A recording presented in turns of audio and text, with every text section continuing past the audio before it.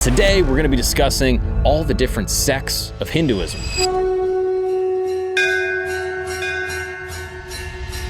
Hinduism is not a single religion, but a vast spiritual ecosystem of countless paths, each offering a different way to understand the universe. Time isn't necessarily linear in Hindu reincarnation philosophy, but some traditions suggest that rebirth doesn't just move forward, it can move sideways, backwards, or even drop you into another timeline entirely. So Vishnu is a big deal.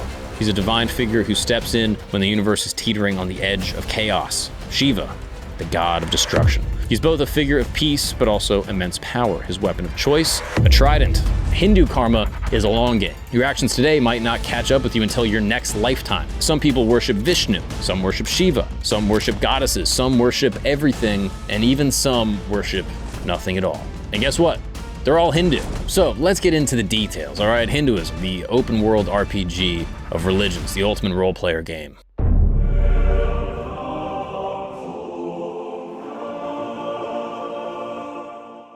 What's up, people, and welcome back to camp. That's right, this is not just regular camp, this is religion camp. This is the place where we explore the most interesting, fascinating, and controversial stories of all religions from around the world. Today I'm joined by my friend and producer, Christos, the Greek freak. You don't get to see him, but just know that he's 6'5", chiseled, jacked, horny. Full head of hair. Full head of hair. He's a great guy. And also, I'm wearing brand new Camp Goods clothing, hat. It's not merch. That's for damn sure. It's not merch. It's a brand new brand, the greatest brand in outerwear, trailwear, all that stuff. You can cop it at campgoods.co. We probably have to change that name soon because we're going to get sued. But regardless, today, I just want to say hello and namaste to all my Hindu brethren, all the brown boys out there. Not exclusively brown, but I've yet to meet like a white Hindu outside of maybe like one of Akash Singh's stand-up clips. You see a couple white Hindus in there, but that's basically it, all right? Predominantly the brown boys. And today we're going to be discussing all the different sects of Hinduism. This is a new topic to me, I'll be honest with you. Again, I'm not Hindu. I didn't grow up Hindu. I have long hair, so maybe I'm more Punjabi than anything. Maybe I'm Sikh, but that's not what we're talking about today. We're talking about Hinduism, all right? So this is a topic and some research that came to me from my friend Zach, my good old buddy Zach, put this together. So I'm going to be learning and reading along with you guys, okay? So I'm going to be Googling stuff. And to all my Hindu brothers, I'm probably going to get some of this wrong. So please comment and let me know what I missed. But let's begin, all right? When you think of Hinduism, what do you think? Christos, what are you thinking of right now? Go. Elephants. You racist motherfucker. Golly, I hate... Why can't you just have a pure mind and be open-minded about other religions from around the world, okay? Sacred cows. It's even worse. I cannot believe... I'm sorry, guys, for Christos. He's not normally like this. I think of the Kama Sutra, a guy making food with his feet. Yoga. Is that worse? That's worse. All right. Well, I think of a lot of things, okay? I think of chicken tikka masala. Sometimes I think of like a blue guy playing a flute. But there's a lot more to Hinduism than just that. Yeah, that's like saying like Christianity is just about Christmas and Chick-fil-A or something, you know? It's not. It's more than just, you know, some feel-good philosophy or lifestyle choice. In the West, I think a lot of white people in the West kind of co-opt Hinduism and make it mean different things. But Hinduism has a long, deep history. Shout out to all the Hindus out there, by the way, that have basically figured out cosmology. I had no idea that in like, you know, the Vedas or the Bhagavad Gita that y'all basically figured out space travel and stuff. But again, topic for a different video. Hinduism is not a single religion, and it doesn't have a single founder or, you know, one specific doctrine or one set of rules. It's a little different, right? So like Christianity has, you know, the Bible. Islam has the hadiths and the Quran, okay? But Hinduism is a little broader, okay? It's also much older than both of those. You got to think Hinduism is like an open world like RPG. Maybe that's a good way to put it. It's basically like GTA in a way, where a bunch of people have their own paths. They have their own lore that just kind of keeps expanding over thousands of years. And Hinduism's lore, it goes deep. We're talking about cosmic battles, sages who have the power to curse people into oblivion, celestial beings who perform interdimensional travel, like Alex Jones has been talking about. So let's get into the details, all right? Hinduism, the open world RPG of religions, the ultimate role player game, all right? Like I said, unlike a lot of religions that have like a this is the way, quote unquote, doctrine, all right? Hinduism is a buffet of beliefs, an all you can eat, so to speak. You don't have to follow necessarily one God, one path, or even one sacred book. Instead, it's a massive interconnected web of ideas, traditions, and philosophies that somehow still fall under one giant religious umbrella, okay? Imagine if a show never said, okay, guys, this is canon, and just let every fan theory have its own spin-off franchise. That's kind of Hinduism, okay? Some people worship Vishnu. Some worship Shiva. Some worship goddesses. Some worship everything. And even some worship nothing at all. And guess what? They're all Hindu. It's kind of nice, right? Like, I feel like I might be Hindu at this point. It seems broad enough. Hindus, correct me if I'm wrong here. I don't know. This seems pretty nice so far. The Hindus have been trying to recruit me for a long time, and this is a good sales pitch, right?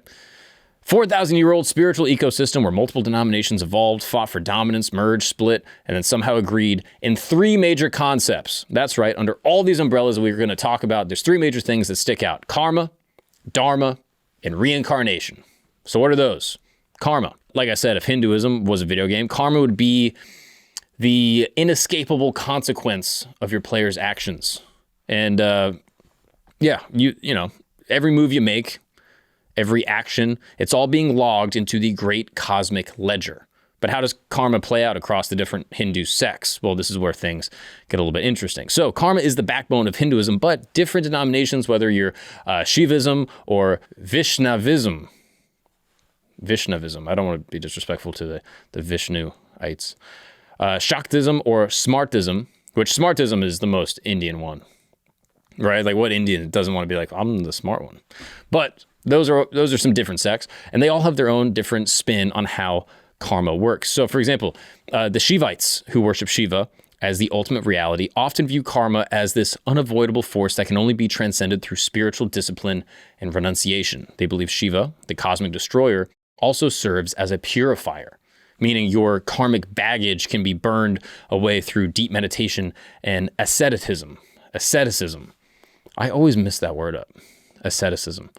I don't even know what it means. Live an ascetic lifestyle. It's basically like to renounce all things of the earth, like to almost like, it's almost like stoicism, you could say. Like, you just get rid of all your worldly belongings, but even more so like your desires. Like, you just live a perfectly sort of like monks would be ascetic, you could say. Buddhism type shit. Not that they're the same. Not that they're. Good golly, you're gonna get us killed by a Buddhist extremist. Essentially, if karma is this inescapable cycle of cause and effect, Shiva is the cosmic admin who basically, you know, can reset your debt if you're worthy.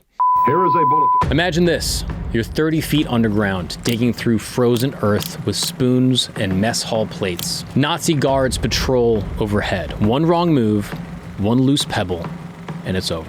But on this night in 1944, 76 Allied prisoners would attempt the impossible, tunneling their way to freedom in the largest prisoner of war escape of World War II. And centuries earlier, in a cold stone chamber, a teenage girl in armor stood before her accusers. Her crime? Leading armies, speaking to angels, and daring to challenge the most powerful men in Europe. Joan of Arc's trial would become one of history's most infamous moments. These are just two stories from Today in History, the newsletter that brings you the most fascinating events from the past, delivered fresh to your inbox. From epic wars to religious rebellions, ancient mysteries to modern marvels. Don't miss another piece of history. Scan the QR code now or click the link in the description to sign up for Today in History. If you're like me, you probably read a news story and you're like, this is crazy. What is the truth about this? Is this a partisan spin? Is this funded by some media company or some country by their state-sponsored media to try to warp my brain? I genuinely read news articles now with so much skepticism because I have no idea if this is from the right or the left and what the agenda is and why it's being presented in front of me. And that is why I follow and support Ground News. That's right. So even before I started working with this company on the podcast, I've been following them on Instagram because I just thought they gave a very, very great, unbiased, nonpartisan approach to media. It's awesome. Basically, you're going to get a headline and they will show you sort of the different media splits as it comes to understanding the story. They will compare the reporting from different outlets across the political spectrum in one place to show you how the framing and word choice can affect our understanding of a story. I mean, here's a story that my mom sent me from a couple months ago. Robberies, assaults surge in Central Park, leaving New Yorkers and NYC tourists terrified. What is the purpose of this story? Who is writing it? Where is it coming from? Now I can go to Ground News, read this headline, and be able to make an assessment as to whether or not this is predominantly being reported by the right wing or by the left wing, and make some type of deduction like, oh, this is actually being used, as some sort of political apparatus. So if you're like me, if you're a truth seeker, if you're trying to find unbiased news, I would absolutely recommend Ground News. It is completely independent, nonpartisan, subscriber funded. It allows readers to think critically about the world around them, and it doesn't tell them what to think, but instead lets them think for themselves. And ultimately, it avoids misinformation and tries to heal polarization within our country, which I think is absolutely amazing. So don't let misinformation and sensationalism influence how you think. Save a massive 40% on Ground News' top tier Vantage plan with my link, ground.news/Gagnon, Gagnon, or scan my QR code right here, or go to the description and click on the link. This unlocks access to all of their news analysis features, something that I think is, super important to have. Yeah, make decisions based on facts, not spin this November. Check them out. Now, Vaishnavites, on the other hand, take a slightly different approach. They see karma as deeply intertwined with bhakti, or the devotion to Vishnu and his avatars, who we will get to in a second. According to Vaishnavism, karma isn't just about cause and effect, it's about grace. Worshipping Vishnu and surrendering oneself to his will can accelerate karmic liberation.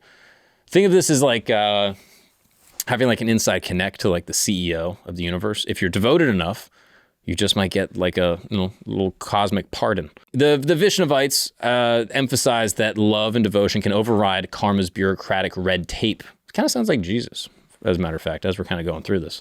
Meaning you don't necessarily have to grind lifetimes of good deeds if you have a deep faith in Vishnu. Now, Shaktism, which revolves around the worship of the Divine Mother, views karma through a lens of divine power and justice. In this tradition, karma isn't just some neutral force, it's actively governed by the goddess herself. Worshippers believe that karma can be reshaped or even mitigated through rituals, devotion, and seeking the goddess's intervention. Essentially, if you accumulate bad karma, you better hope that the Divine Mother is feeling merciful. And then there's Smartism. This is a more philosophical and all-inclusive approach that considers all major deities as manifestations of one supreme reality, the Brahman. Smartists take a more, Advaita Vedanta approach. That's what I would call it. This essentially argues that karma and material worlds in and of themselves are a part of this illusion known as Maya. The ultimate goal isn't just good karma, it's realizing that karma, reincarnation, and even individual identity are all constructs of the mind. The only way out? Attain self-realization and recognize that you were never truly bound by karma in the first place. Basically finding out that all these side quests and stuff in the game was just for nothing, and that it's all really about waking up. It's not even about beating the game, it's just realizing that there's a game that you're playing in the first place. So despite all these variations, all the Hindu sects agree that one thing is true. Karma is real. And don't forget it. Unlike the modern, like instant karma memes where, someone cuts in line and then, like they get punched in the face or like they drop their coffee or something. Hindu karma is a long game. Your actions today might not catch up with you until your next lifetime, which is extremely unsatisfying, right? Like I want the guy that like cuts me off in traffic. I just immediately, their car just ditties themselves, you know what I mean? Just like explodes. Not like gay, but like, how you put a bomb in Kid Cudi's car? Allegedly, okay? Now we got Buddhist extremists and Diddy coming after us. This is all alleged. But if someone does cut me off, I want instant karma. I don't want them to get punished in 20 years or 20 lifetimes when they're like a butterfly. Instant gratification. Exactly. But again, that's not the purpose of Hinduism. It's not instant gratification. It's accepting that we're in a video game and to enlighten myself regardless. There's also this idea known as collective karma. This is another fascinating concept found across Hindu traditions. And it's not just individuals who rack up karma, but families, communities, and even nations generate collective karmic energy.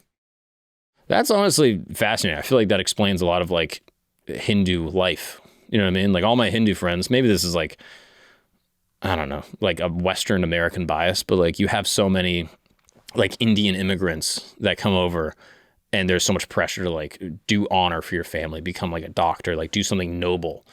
And obviously like immigrants want to be successful. Like that's like a thing.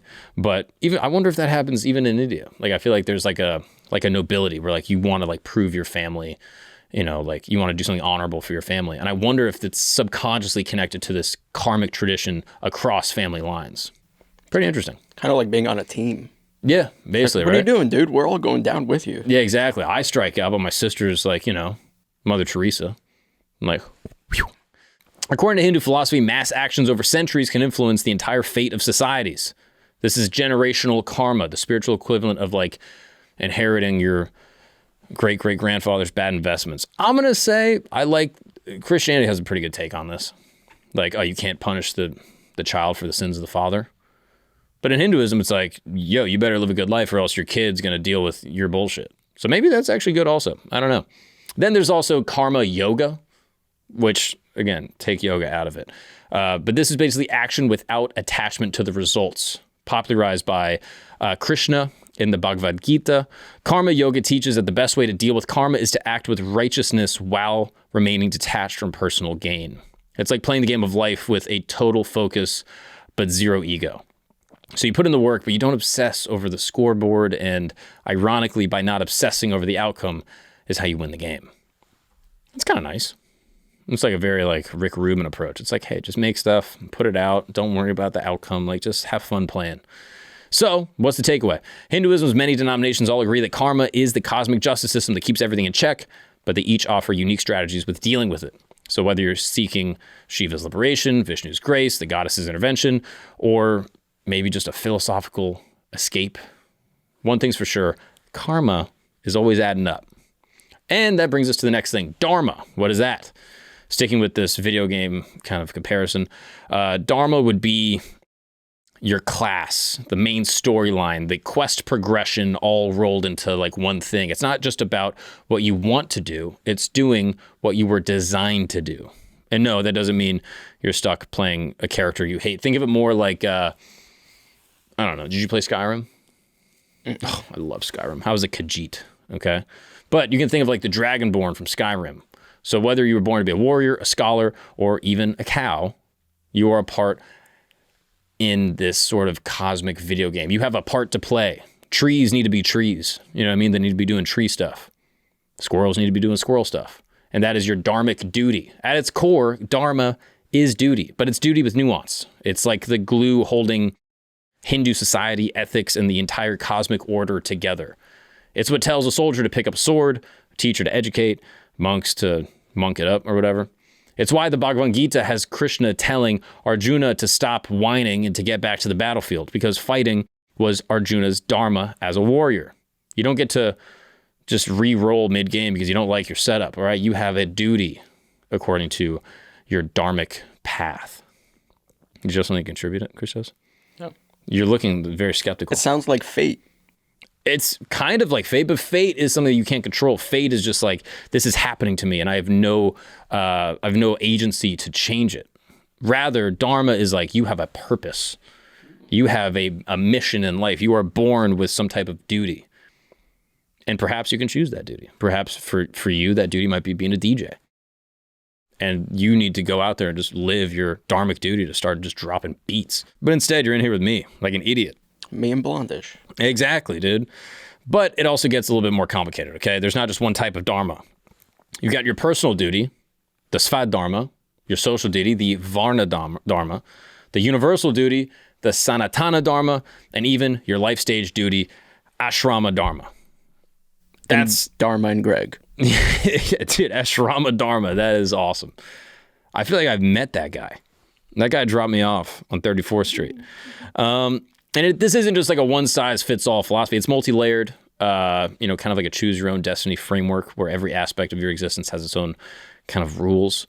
Dharma also evolves, right? A child's Dharma isn't the same as an old guy's Dharma. When you're young, your duty might be to learn, absorb knowledge, be kind, share. But as you grow, your responsibilities shift to work, provide. You become a father, take care of your children. And the stages of life provide a roadmap for fulfilling Dharma at every stage of existence. Essentially, if life hands you different quests, you got to level up. And let's not forget, Dharma isn't just about the individual duty. It's also social balance. Hindu society has long been structured around the concept of varna, or social class, which dictates certain responsibilities. While, a little controversial, you could say, in modern context, the idea originally revolved around the notion that everyone has a role to play in maintaining cosmic order. The king's Dharma is to do king shit. The merchant's Dharma is to sustain trade. And a laborer's Dharma is to provide essential services. And Christos' Dharma is just to be Skrillex. Mm-hmm. It's a system designed for balance. But like any human institution, there's going to be, some exploitation that goes along with it. Now, just as like a kind of a sidebar, let's discuss cows. I want to do a whole different episode about this because a lot of people think that just because you're Hindu, it means like you worship cows or something, which is not true. Okay, some love a good cow. You know what I mean? If you go to India, you'll see specific sects, CTS. I don't want to get demonetized. Mm-hmm. You'll see some specific sects. The Kama Sutra, shout out to y'all. No, you'll see some specific subsets of Hinduism being very reverent to, like a bull or to like a heifer. But that's not all. So if you think the reverence for cows in Hinduism is just about not eating beef, you got to think bigger. The Dharmic worldview, every being has a place, in cows, seen as nurturing, life-giving creatures, they embody this selfless service and abundance. They're basically, kind of NPCs, non-playable characters, handing out side quests in the form of milk, fertilizer, labor, and they do their Dharma by existing in harmony with nature. Hinduism places an enormous emphasis on interconnectedness, and the cow is the symbol of that harmony. So you can't just be, lopping their heads off. It'd be rude. The fascinating thing about Dharma is that it's not all about personal ambition. You don't get to wake up one day and decide you'd rather, be a king than a farmer. That doesn't mean that there's no freedom. Rather, it means that the freedom comes from how well you perform within your role. You play your part right, contribute to the greater harmony of existence, and that's great. And try to opt out, and is where things kind of fall apart a little bit. So, does Dharma ever end? Great question, Christos. Some people say yes. Within some sects of Hinduism, they argue that Dharma itself is transient, and that the ultimate Dharma is to seek moksha. And this is liberation. This is to break free from the cycle of rebirth. The Advaita Vedanta, what I was talking about before, would say that Dharma is necessarily only as long as you believe in the illusion of the self. Once you realize that all of existence is Brahman, the ultimate reality, the ultimate creator, Dharma dissolves, and so does the need for worldly roles. So Dharma isn't just like a set of rules. It is the fabric of the universe, right? Planets got to be doing planet stuff. Aliens got to be aliens. Like there is an order to the universe, and that is what we all exist within. This silent force that keeps everything in this perfect balance. Now that brings us to reincarnation. This is obviously going to be big for Hindus. If you don't know anything about Hinduism, you think about Hinduism, you probably think about reincarnation in some capacity. I actually did a whole episode on kids with past lives with my friend Shub, a great Hindu, and also with Miles. It's got to fuck Miles in the chat, by the way, while we're here. So reincarnation is, again, if we're doing video game vibes, you get to play again. You get to respawn. But the new conditions are based on your past performance. So in Hinduism, existence isn't just a one and done deal. It's an ongoing cycle of birth, death, and rebirth. This concept within Hinduism is known as samsara. Every action, every choice, and every moral decision carries over to your next playthrough. You screw up in this life, no problem. You get to try again, but here's a twist. You're going to be a cockroach. Oops. But maybe that's great, because maybe there's going to be a nuclear war, and then you survive. And now you get to try it again. Now, guess what? Now you're Chinese. Not that that's in the order of anything, but maybe you come back as a Chinese guy. And maybe you're living life as a Chinese dude. And then you die. You come back, as a different type of person. I'm not going to say one is better than the other. I'm just saying you get to come back, okay? And who knows what you get to come back as. And maybe you get little memories of your past life. I have a friend that did a past life regression, Alex Media. He did a past life regression, realized back in his past life, he was a white guy. And now he's a black dude. No comment on that. Maybe he lived a great life as a white guy. God, and Brahma was like, hey, guess what? Now you're going to be able to dunk. That's pretty sick. Upgrade. That's an upgrade, I would say. Hey, you get to be funny. You get to say all the words. That's pretty cool. Just saying. Reincarnation isn't just about getting another shot. It's about progression or regression based on your karma or your dharma. If you racked up good karma, congrats. You get to be reborn into a slightly higher social standing, a life of wisdom, or maybe you get to be a sage. Maybe you get to be, Keanu Reeves. I'd kill for that. Actually, that would be... No, if you kill for it, then you got to go back. Gotcha. You got to be Bill Cosby. He had a good run. He had a good run. And also is acquitted, I think. Or he's free. Maybe, I don't know. I don't know what that means legally. Now his eyes are all weird, so I don't know. No, what happened to his eyes? You haven't seen his eyes? No. Oh. Let's get Bill Cosby's eyes. He looks up all real quick. glaucomaed up. No, really? Yeah. Yo, someone get that guy Jay. He looks like quick. a skinwalker. No. Let me look. Oh, yeah. No, he's going through it a little bit. He must have just been poking people in the eyes in his past life. Oof. Yeah, this one's going all the way off to the side. Yeah, that's a tough look. Dang. Here is a bulletin. In a secret CIA facility, doctors administered mysterious substances to unwitting Americans. Their goal? Mind control. The year was 1973, and as agents frantically burned thousands of documents, Project MK Ultra's darkest secrets nearly vanished into smoke.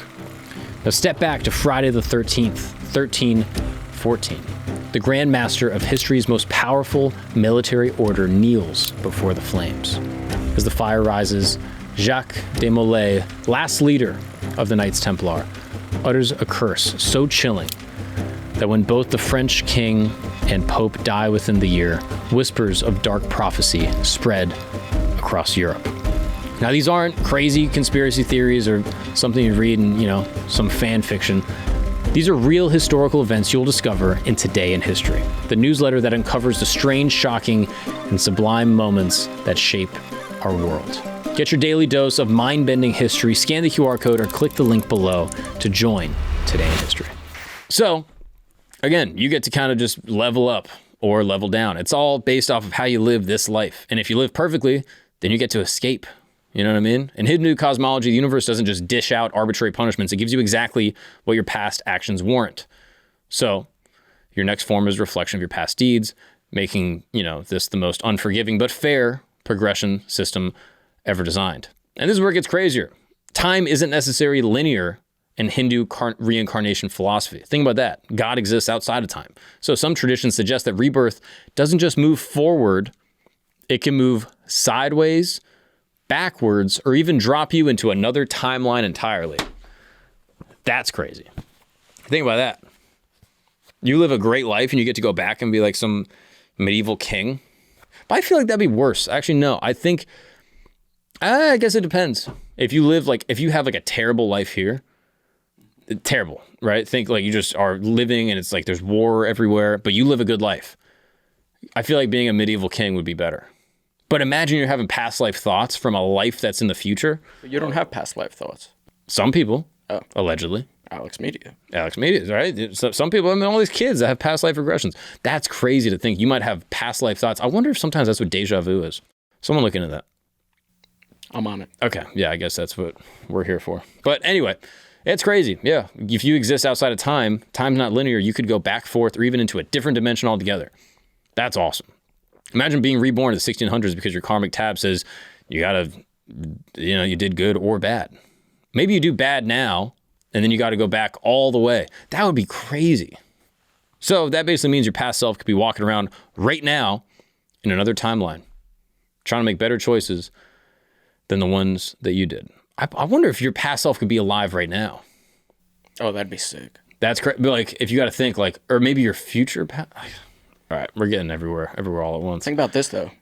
Astrophysicists are trying to figure out time travel. Reincarnation's already got it. Hindus already figured it out. See, just leave it to the Indians, bro. They're on it. They're the best. They're so smart. They're already going to space. They don't even need to go to space because they already know what's going on. Right. But now these astrophysicists have to go there because they're like, oh, it's my dharmic duty. You know what I mean? I have to achieve samsara, so I have to continue, doing astrophysics because that's what I'm designed to do. So then we have these liberated beings. What is that? This is a soul who's broken free from the reincarnation cycle, but they voluntarily return to guide others. That's awesome. You're like a little Sherpa. Some traditions recognize them as gurus, enlightened masters, divine avatars, who choose to reincarnate again solely for the benefit of humanity. Hinduism is full of these guys, right? Adi Shankaracharya. That guy, do you know who that is? Nope. Christos, you don't know anything. I'll educate you. He was a good guy. He was known as an enlightened being or a liberated being. Regardless, supposedly, according to Hindu philosophy, they've come back. They've escaped this sort of karmic, dharmic rat race. They're done reincarnating. They could just go to nirvana, but instead they come to help humanity. So shout out to them. So what about continuity, right? Do you carry over skills, personality traits, memories, any of that stuff? Great question, Christos. The jury is still out. Not everyone really knows. Some schools of thought suggest that reincarnation wipes the slate clean, leaving you with no recollections of past mistakes or triumphs. Others argue that, you may not have direct memories, past life experiences, but these experiences might subtly shape your personality, fears, and affinities in your new life. Think about that. Maybe you died drowning in your past life. In your future life, you're afraid of water. Who knows? Ever have an inexplicable attraction to a certain culture, skill, or time period? You're a white guy that wants cornrows. Maybe you're a black dude. That's pretty cool. See, we're all connected, man. Remember that. That could be your soul's way of hinting at its past incarnations. Ever feel irrationally afraid of something? There you go. And then there's moksha. That's the end game. The ultimate goal isn't just another better life. It's to transcend the cycle altogether. Moksha is the equivalent of breaking free from the matrix, dissolving the ego, and merging with the divine. No more, karma, no more grinding, just blissful liberation from existence itself. Different sects offer different routes to moksha. They say it's achieved through, pure devotion, bhakti, right? Remember that word? Others through discipline or knowledge, jnana. I think that's how you pronounce it. I don't know. I'm sorry, Hindus. Correct me. I think it's jnana. I feel like it'd be silent, the J. So it's just nana? Possibly. Nana. Jnana. Others through selfless action. This is like the karma yoga thing we we're talking about. But no matter the path, one thing remains the same. Once you hit moksha, you're out of the cycle for good. Now you're just living in divine communication with the ultimate creator. Now, not everyone is aiming for moksha right away. Some people are focused on leveling up in the material world, playing out their karmic debts, stacking up good deeds to ensure a more comfortable, next incarnation. And this is why Hinduism accommodates a range of spiritual goals. Most other religions, it's like, die, go see God. But in Hinduism, it's like, die, try again, a little better, a little worse, and then moksha. So, just to recap, Hinduism basically, believes across all, sects that your actions affect your future lives, and the goal is to eventually level up and get to, God tier enlightenment. Right? Pretty simple. But this is where it gets complicated. So, though, again, we went through the three main things, right? You got karma, dharma, reincarnation. But now if someone said to you, like, oh, you're a Christian, so you must be the exact same as every other Christian, you'd be like, well, we have Catholicism, we have Protestantism, we have like Eastern Orthodox, Southern Baptist, Mormons, which some people don't even include. I like Mormons, for the record. Shout out to Mormons. I think y'all are cool. You've got some crazy stuff in that book, though. But I'm cool with y'all. So let's get into the four main branches, all right? You got karma, dharma, reincarnation. Everyone kind of agrees with that, but they do not agree on some of the other stuff, all right? So if you ever wonder why, like, some Hindus worship Krishna while others are obsessed with Shiva, or some just are deep into the goddess worship, while others just sort of meditate on universal oneness, well, now you know. Hinduism is not a single religion, but a vast spiritual ecosystem of countless paths, each offering a different way to understand the universe. So let's start with Vaishnavism. In Hinduism, Vishnu would be the undisputed prom king, all right? People love Vishnu. So Vaishnavites would be the most dedicated fan club. But we're not talking about just some casual appreciation, all right? This is full-blown, all-in, lifelong devotion to the god of preservation, order, and cosmic balance. Vishnu is a big deal. He's a divine figure who steps in when the universe is teetering on the edge of chaos, restoring order and ensuring the cosmos don't just explode like Armageddon or something. His role is to preserve Dharma while making sure the whole system doesn't just collapse in on itself, right? So depicted with 4 arms, here's a picture. You can see, very efficient. He's got a conch shell. Conch shell. I always miss something. I always want to say conch shell, but it's not. It's conch shell. A discus, a lotus, and a mace, each symbolizing different aspects of cosmic power. Vishnu doesn't just show up in his original form. Sometimes he sends an avatar, an incarnation. That's similar to the other word, reincarnation. He sends an avatar to handle things in the mortal realm. Think of these avatars as different versions of Vishnu, each tailored for a specific mission. So some of the very famous ones, obviously Krishna, Rama, Narasimha, Vamana, and Kalki. Kalki, we actually covered in Hindu eschatology. This is an episode I did with my friend Joey Avery going through all the end time stories. And Kalki, as we've said before, is an incarnation of Vishnu that's going to come and bring in the end of this yuga. Krishna, often regarded as Hinduism's rock star, he's charming, mischievous, and very wise. He delivers the Bhagavad Gita and the life-changing wisdom with it, while also stealing butter and charming everybody in sight. Rama, on the other hand, is the epitome of honor, duty, and a perfect ruler. If Krishna is like the lead singer, Rama is like the older brother who never misses a show. He's just always fighting for you, And then you got Narasimha. I like that. That's a half lion, half man, and represents Vishnu when he's going beast, when diplomacy isn't an option. And then Vamana, that might be the coolest one. This is an avatar who's basically like a dwarf. Pretty cool. Outsmarts like a demon king, reclaims the universe in, a couple steps. Because why fight when you can outsmart, right? Very Indian. Then there's Kalki. This is one I talked about before. This is Vishnu's yet to arrive apocalyptic avatar who's prophesied to ride in on a white horse and bring an end to the current age of darkness and corruption. Vaishnavism is deeply rooted in bhakti. This is this concept that means the absolute devotion to Vishnu. If other branches of Hinduism lean into philosophy or meditation, Vaishnavites take a different approach. Forget all that, just love God and everything and da-da-da-da. Bhakti is highly emotional and personal. Songs, prayers, festivals, temples, all these kind of rituals are all centered around feeling Vishnu's presence. This is why Vaishnavism is often compared to like evangelical Christianity. It's like very charismatic. There's a deep devotion, a passionate worship, and a strong emphasis on personal connection with the divine. Now, again, Vaishnavism, just like evangelical Christianity, is not a monolith. Within it, there are subgroups that interpret Vishnu's worship in their own unique ways. Sri Vaishnavism focuses on Vishnu and his consort Lakshmi as the ultimate divine duo. And then there's Gaudiya Vaishnavism, known for inspiring the Hare Krishna movement, which, if you're familiar with like psychedelic rock in the 60s and 70s, which is very influential. They took over like college campuses and stuff. And this centers on Krishna worship and the constant chanting of his name as the highest spiritual practice. And then there's Pushti Marg, and this is a more relaxed approach. This is emphasizing love, grace over, the super, super strict ritual observance that some of these other sects have.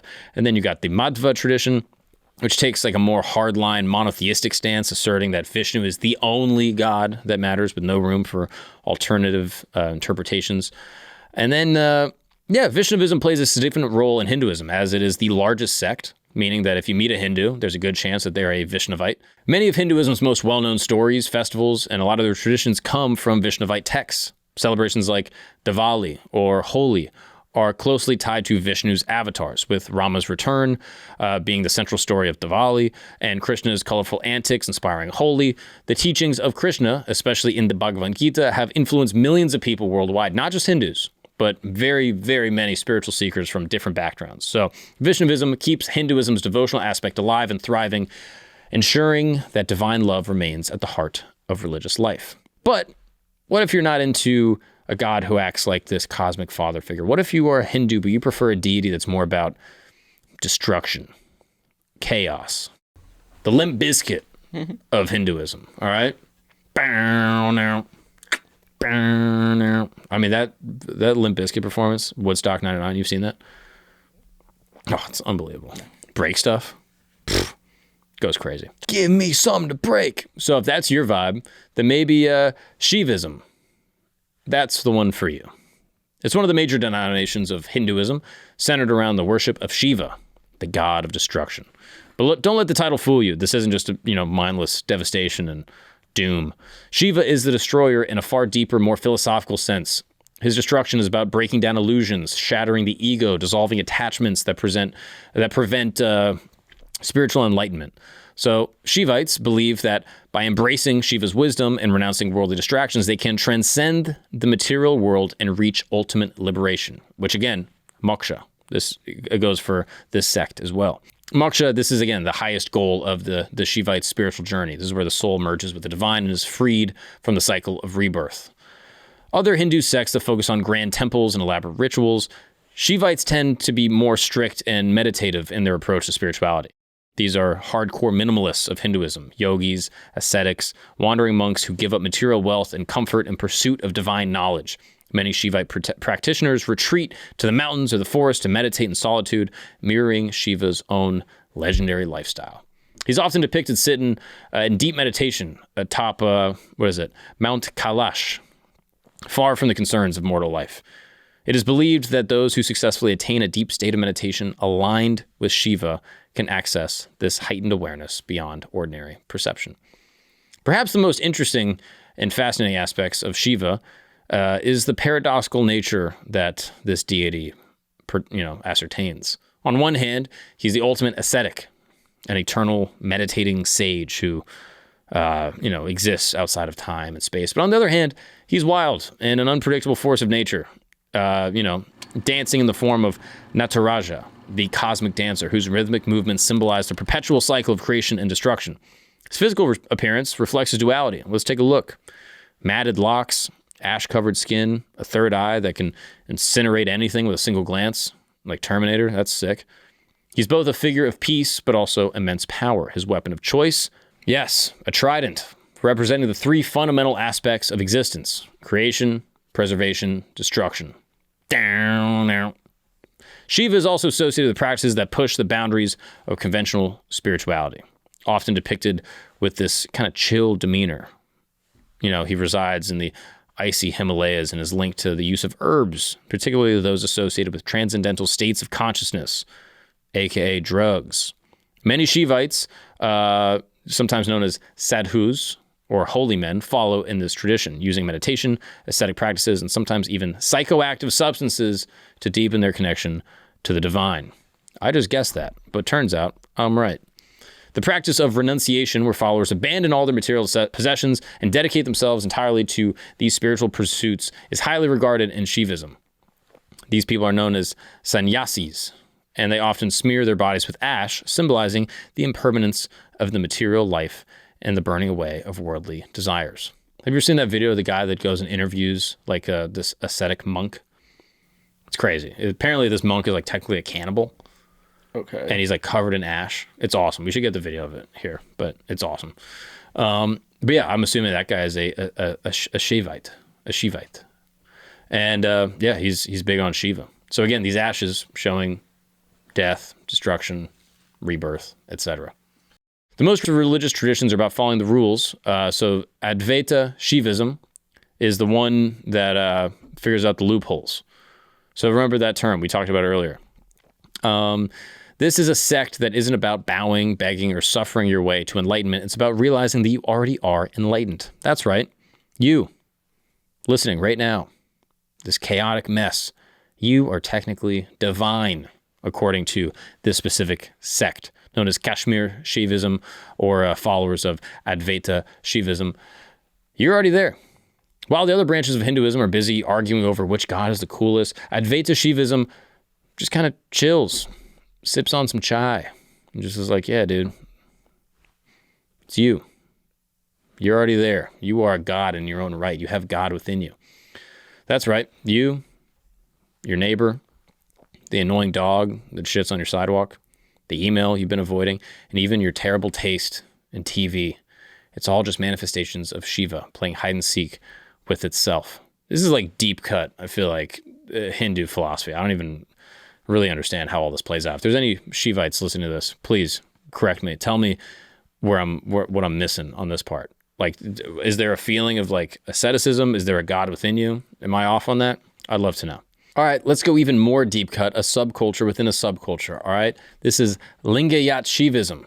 Now, if mainstream Shaivism is the wise old monk sitting in a Himalayan cave, the Lingayat Shaivism is the punk rock teenager storming out of the temple, flipping, the caste system, the bird, and declaring that spirituality doesn't need all this extra baggage. This sect isn't just another, offshoot of Hinduism. It's this full-blown Reformation movement that looked at the rigid societal hierarchy and said, yeah, we're not doing that. Founded in the 12th century by this philosopher, Saint Basava, Lingayat Shaivism was less about following the rules and more about torching the ones that didn't make sense. Basava wasn't just another guru handing out cryptic wisdom. He was a full-on social reformer who saw the caste system, all these rituals, and all these, priestly privileges as outdated nonsense. Kind of sick, to be honest with you. His followers, the Lingayats, I hope I'm pronouncing that correctly. Correct me if I'm wrong. The Lingayats. I like Lingayats. Built a movement centered around direct devotion to Shiva and a complete rejection of the oppressive norms of traditional Hinduism. Now I feel like this is going to get controversial. Now, like a lot of Hinduism is tied to like the caste system, for example, Lingayats reject it entirely. They believe that devotion to Shiva is what matters, not what family you're born into or whether some Brahmin gave you divine approval. Unlike Shivites who worship Shiva in various forms, Lingayats focus on Ishtalinga, a personal representation of Shiva worn around the neck. It's not just jewelry, it's a portable deity, a direct hotline to the divine, and a constant reminder that spirituality isn't confined to temples or anything like that. What about the Vedic scriptures? What about that, huh? Lingayats toss it aside. They say, hey, we don't need it. Their teachings come from vachanas, poetic verses that emphasize social justice, equality, and direct connection to God. While a lot of Hindu sects love a good statue or, some type of grand ritual, the Lingayats are all about simplicity. No temple worship, no animal sacrifices, just no-nonsense connection to Shiva. Sounds pretty punk rock to me, to be honest with you. In modern India, Lingayats continue to be a powerful socio-political force, particularly in Karnataka, where they make up a significant portion of the population. Their demand for official recognition as a distinct religion has sparked endless debates, and depending on who you ask, whether, radical reformers or inconvenient troublemakers who refuse to blend into the larger Hindu umbrella. I mean, that's pretty interesting. That's like Hinduism's countercultural movement, Lingayat Shaivism. It challenges religious hierarchy and strips spirituality down to the rawest forms. Some people don't even technically recognize it as like a subset. Some people see it as like a complete, separate, religion in some capacities. It's pretty fascinating. Now, what about the Aghoris? So Shaivism also contains Aghoris, who are basically the spiritual, rock stars, I guess, of like Hinduism. And they're equal parts terrifying and fascinating. Oh, dude, I think the Aghoris are the ones those are like that's the one I was talking about before, the cannibal guy. I remember that now, the Aghoris. So while some monks in Hinduism, they're meditating in caves or whatever, the Aghoris are out there dunking themselves in cremation ashes. That's right. Drinking from skull cups called kapala and throwing basically every societal norm out the window because they believe that everything, life, death, purity, and even impurity is just Shiva. So the Aghoris, they will prey on cremation grounds because what better way to conquer, the fear of death than to cover yourself in it. It's interesting. Again, we listen and we don't judge. They're covered in ashes of the dead and see decay is just another illusion. Some even take it further and practice Shava Sadhana. This is meditation on top of a literal corpse because nothing screams spiritual growth like, a dead body is a yoga mat. The goal is to remove past fear, attachment, and petty concerns of polite society. It's pretty hardcore. The Aghoris, those are real ones, dude. Some people have said that they're cannibals, which is crazy. I mean, Indian food messes my stomach up sometimes. What about just an Indian? What do you think? Spicy? Get some heartburn. Probably. If I had to guess. I don't know. I've never eaten an Indian. Also, your skin absorbs whatever you put on it. So technically, you're eating the cremated ashes. That's a good point. So you are absorbing it. Whoa. And the Aghoris are pretty punk rock, all right? Actually, not even punk rock. Just regular rock. Alcohol, marijuana, other intoxicants, they're not just a good time. They're tools to break through the normal perceptions and touch something deeper. To them, altered states aren't distractions, but shortcuts to enlightenment that bypass the process of rational thought. So, You might be a gory if you're listening to this. You like doing drugs, clothing, you don't like it. Comfort, who cares? A lot of Aghoris, they roam naked.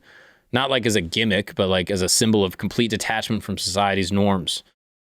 You might, if you're listening to this right now and you're like, this sounds pretty cool, you might be an Aghori. Look into it. Yeah. So Aghoris don't just worship Shiva, they like the alter ego, the Bhairava.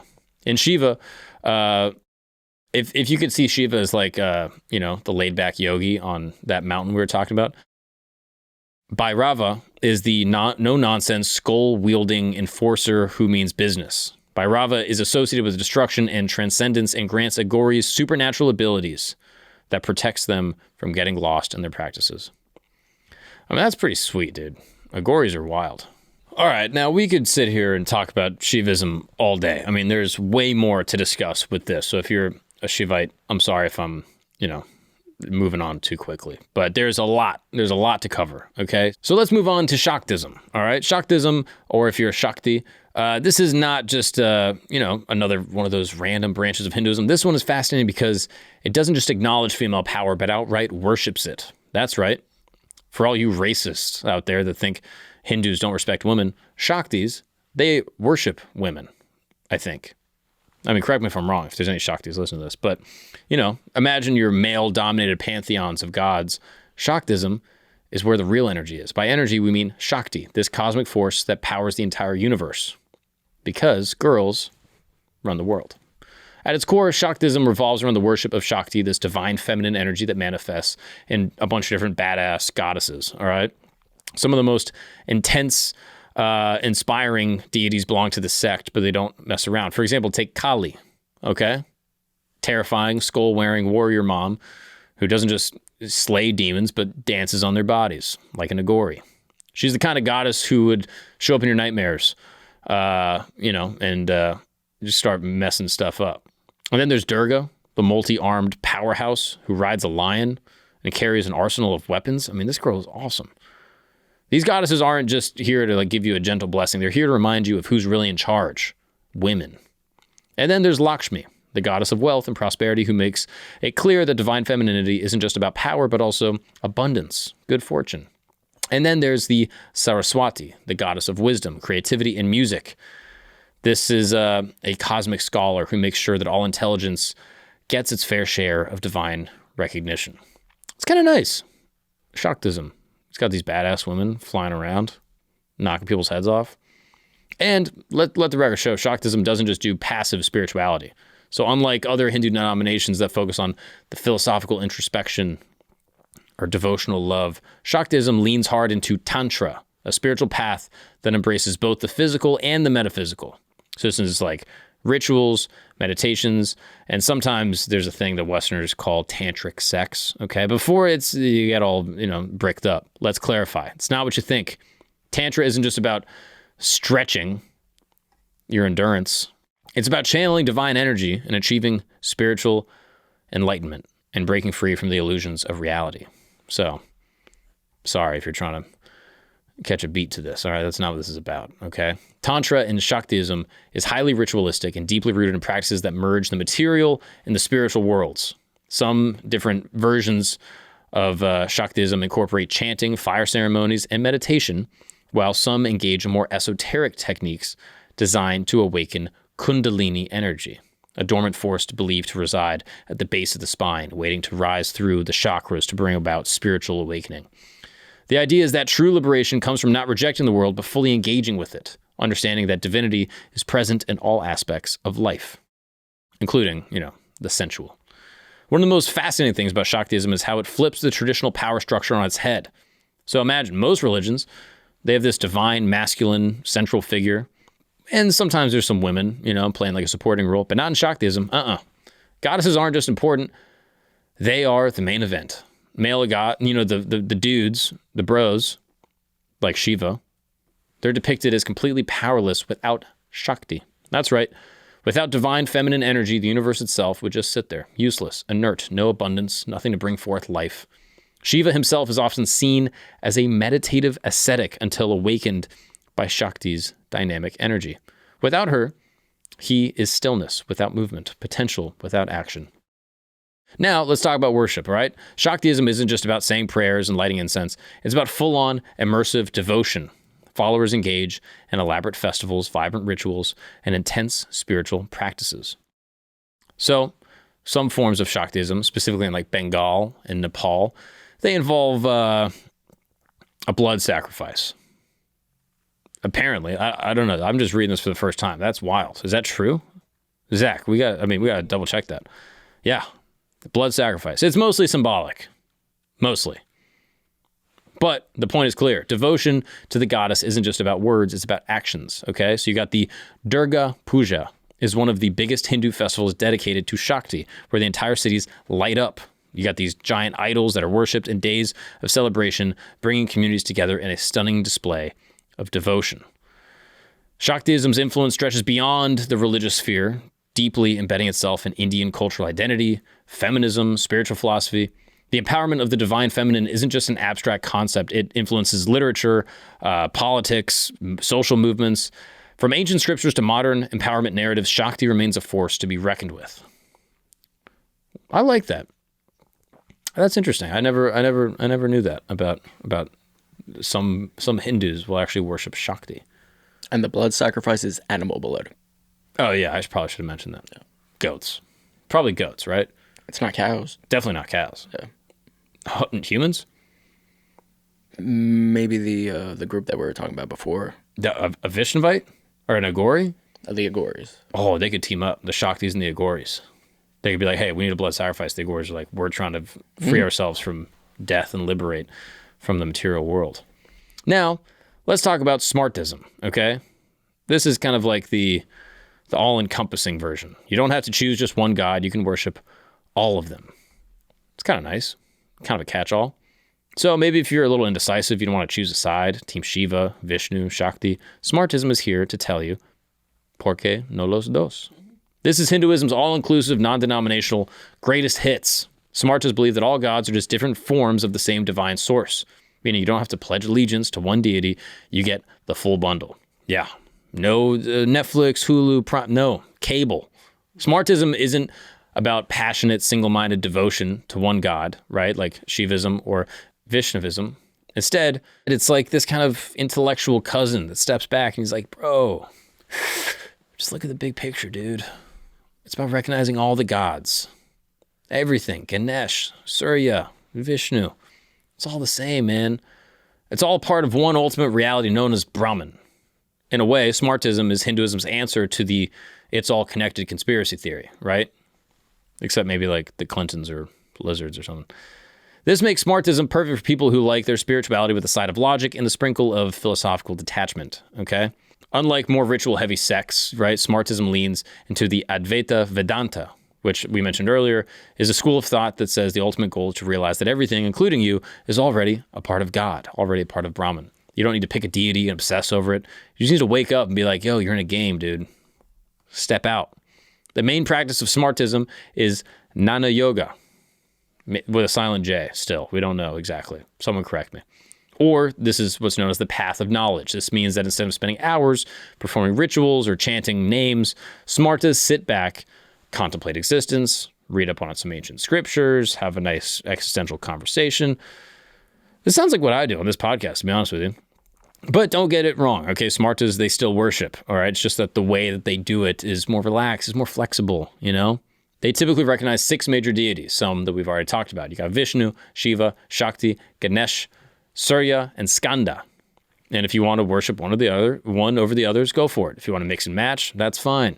The idea is that all of these gods are just different doorways to the same truth.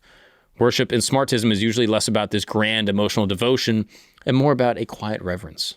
They have strong traditions of setting up home altars with idols, lighting some incense, offering some food, and then going about their day. No pressure. No, oh, you're God. It's just chill, open-minded. What makes Smartism stand out is its adaptability, right? It's like an Indian Swiss Army knife. Flexible, multifunctional. Whether you're drawn to the ascetic wisdom of Shiva, the disciplined devotion of Vishnu, the raw, feminine power of Shakti, Smartism says, hey, nice, you get to do that. But let's not forget, while Smartism sounds like, just your weed-smoking cousin, It's got deep intellectual roots, all right? Some of Hinduism's greatest thinkers and philosophers were Smartas, including that guy we talked about before, Adi Shankaracharya, that guy. He essentially built the foundation of Advaita Vedanta. His teachings emphasize the unity of all deities under the concept of the Brahman, making him one, if not the most influential spiritual minds in Hindu history. His philosophy basically boils down to one radical idea. Everything is one.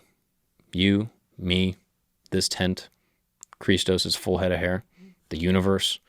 It's all just different manifestations of the same divine source. So, if you've ever thought about picking a single path in a religion, or maybe a single genre of music to listen to for the rest of your life, Smartism could be the answer. It gives you the entire playlist. You get to shuffle through divine experiences at your own pace, kind of a Cheesecake Factory, right? Oh, what do we get? Italian, French, hey, go to Cheesecake Factory. They got everything. So now you know all the major denominations. Which one are you going for? Are you a Shiva worshiping ascetic? A goddess revering warrior? I don't know, maybe a passionate Vishnu devotee? Or maybe you're a Smarta, right? Maybe you're a Smartist, taking the laid back, all-inclusive approach. Christos, what do you think? Which one are you going to be? I'm an ally, so I'm going with the Vishnu. Vaishnavites. Yes, because they believe in the females. That's the... Did you... Christos. Am I not listening? It's the Shaktis that believe in... The Shaktis. That's... You horny... You were... Christos has been on one Tinder date, and he's like, oh, God, worship... 1.5. The future's female, dude. Nah, I mean, the Shaktis are cool. I respect that, but... Which one are you? The Smartas seem like the coolest to me. That sounds like you. Right? It's just kind of open-minded. It's like, all right, let's just take a little bit of this, a little bit of that. Let's just kind of field everything, kind of see where everyone lies. Vaishnavites have the coolest holidays, though. What are their holidays? They that's Holi, Diwali, like all the big ones. Most Hindus are Vaishnavites. And then but if you're Smartism, you get to do all of those anyway. That's a good point. So, yeah, Smartism, that's what I'm picking. Yeah. But let me know if I'm wrong. Tell me. If there's Hindus, comment. Let's keep it civil, though. You know, we don't need to make a whole race war or something. But let me know. What do you think? What is your tradition? Did you convert? Why did you pick the tradition you converted to? And, yeah, I'd love to know what y'all think. I'm fascinated by Hinduism. I find it very charming. I like all my Hindu friends. I find that they have like a real reverence and like an appreciation for the divine.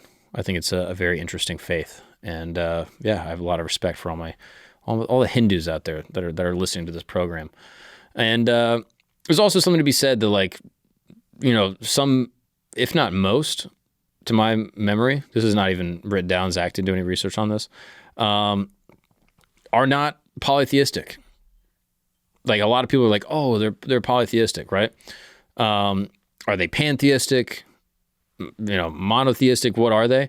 Depends on your tradition. Some see like Vishnu, Shiva, and Brahma, you know, like the creator, the preserver, the destroyer, as three versions, like some trinity of the ultimate God, the Brahman, and that there is one God. So there are a lot of Hindus that are actually monotheistic that just honor the Brahman, but then see three different versions of it in this trinity, kind of like Christians. So if there's any Hindus out there listening, correct me on that also. But yeah, I appreciate y'all for tuning in to another episode of Camp, Religion Camp specifically.